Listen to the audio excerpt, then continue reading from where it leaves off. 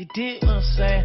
If they all hollers, I'ma count it fast. Yeah, I wanted money, I couldn't. The tale of the Migos is an interesting one. After exploding onto the scene in 2013 with a huge Drake cosign that thrusted them into superstardom, they largely kept their relevance with great projects and hits, up until late 2015, where they started to fade off and it started to look grim for the Migos. Single after single they tried, but nothing connected, to the point that Culture, their sophomore album, was being held hostage by 300. But then, Bad and Bougie came around, sparking the Migos train once again, and as this track heated up, all of a sudden Culture was no longer in limbo, and we had a release date on our hands. Right now it seems that everybody's proclaiming their love for the Migos, and that they've been there since the start, almost choosing to ignore the part where they went cold for almost a year and nobody had their back. Myself, on the other hand, I will wholeheartedly admit I doubted the Migos during their drought, and I thought they would never recover, at least in the mainstream. But here we are with the anticipated release Culture, and I can't front. For the most part, they did exactly what they needed to do in this. But in saying that, I think ultimately the album falls short from being as progressive, impactful, and as gripping as they wanted it to be.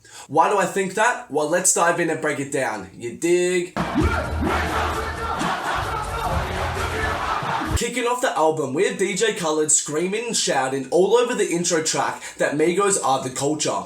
I felt like it was a bit over the top, as anything Khaled does is, but the track in and of itself serves as a solid opener and sets the stage for an interesting concept. The Migos are here to prove why they are the culture, and I was curious to see how they would take this notion and explore it. After that, we're hit with a string of songs that were all released beforehand, with T-Shirt, Cool Casting, and of course Bad and Bougie. T-Shirt was easily my favourite of the three. With the bouncy beat and welcome flow changes from all members, it made for an awesome canvas. And not to mention that pre-hook and hook by Takeoff and Quavo respectively. So damn catchy. However, all these tracks are great in their own right, and at this point in the album, Migos are on a roll with 4 hits. And they don't stop. A couple songs down the track list and we have Slippery, which features none other than Gucci. This is one of my favourite beats on the album, courtesy of OG Parker and THO. The looping melody is infectious, and Quavo delivers one of his standout hooks here.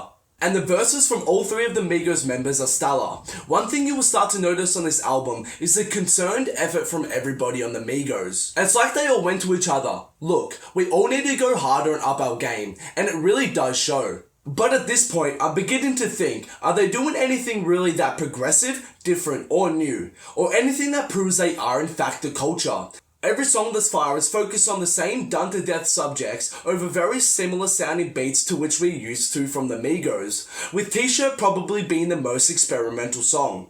And lastly, they haven't even touched on, discussed, or added to the assertion that they are in fact the culture. I don't know if I came into this expecting too much, but when you talk about an album proving or showing why you are the culture, then run through the same old subject matters with similar sounding beats, it just doesn't show it to me. I've still enjoyed every song up to this point on the album, because they have all been great in their own right, but it's just not showing the progression that I'd hoped. And just a couple tracks later, Migos showed me this progression I was looking for on What the Price. Opening with a beautiful guitar lead, with Quavo auto-tune singing over the Ricky Rax produced beat breezily. This is one of the few moments on the album where a member of the trio takes it upon themselves to break up the monotony of the lyrics, with Takeoff adding commentary about being successful and questioning whether teachers and preachers really have the answer.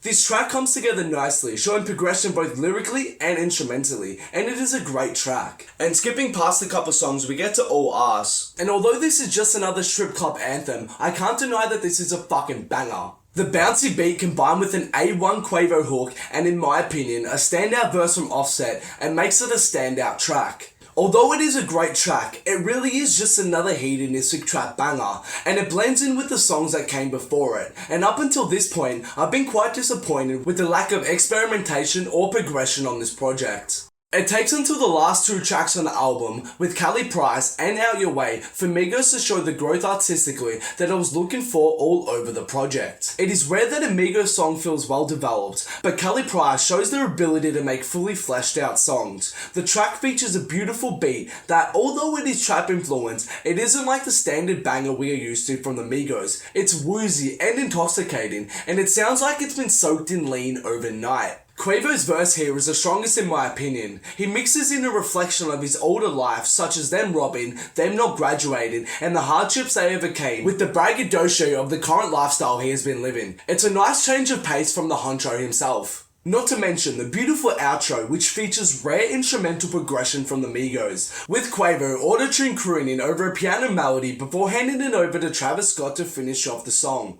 Additionally, Travis Scott's verse fits the inebriated aesthetic of the track well. More so, however, Travis Scott's influence is felt everywhere on the track. From the instrumental to each of the Migos' delivery to the outro, it all just screams Travis Scott, and this could have easily made its way onto Birds. And they finish off the album with Out Your Way, and the best thing about this song is the change in subject matter. Although the Migos mention women in nearly all of their songs, they rarely discuss them like they do on this track, talking about them in a genuinely heartfelt and genuine way. And you know, as human beings, that are good for more than just sex. The hook here by Quavo is once again another strong point. The emotion he channels through his voice is palpable, but special mention to Takeoff and Offset. Takeoff's verse here paints a vivid picture of the girl he is dealing with in a tender and heartfelt manner.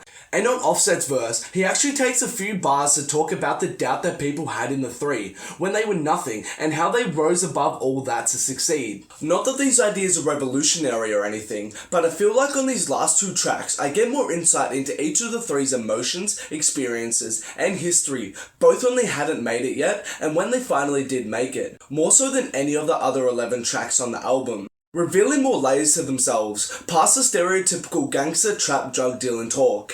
This was the progression, or at least a change in style that I was looking for all over the project, both in terms of lyrics and instrumentation. It's a shame that it took until the last two tracks for the growth in Migos to really shine. Now don't get me wrong, I didn't expect all of their songs to become socially conscious, or for them to depart from the talking of the trap lifestyle over Zaytoven beats, because that is what got them popular, and they need to have those songs on there for diversity and tempo. But I did expect there to be more moments like Cali, What the Price, and Out Your Way, where they show genuine emotion, progression, and song development. Maybe better sequencing would have helped, or even one or two less run-of-the-mill generic trap bangers, in favour for a few more songs that show emotion and progression, whether that be lyrically or in terms of production. At this point I am also thinking, not once did they flesh out the theme of why they were the culture. They simply introduced the idea and never returned to it, making it seem pointless to have even been called culture and have that ridiculous Khaled intro. As it stands though, I did enjoy the album. The beats were bouncy, the flows were changing and engaging, and each of the three stepped it up. So I can't take that away from them, but with the stage set for them to prove why they are the culture, they ultimately fell short. And although it was a jump shot, and they still do get the 2 points, they really needed a Shaquille O'Neal glass-shattering slam dunk for them to put their mark on the game and say this is why the Migos are the culture.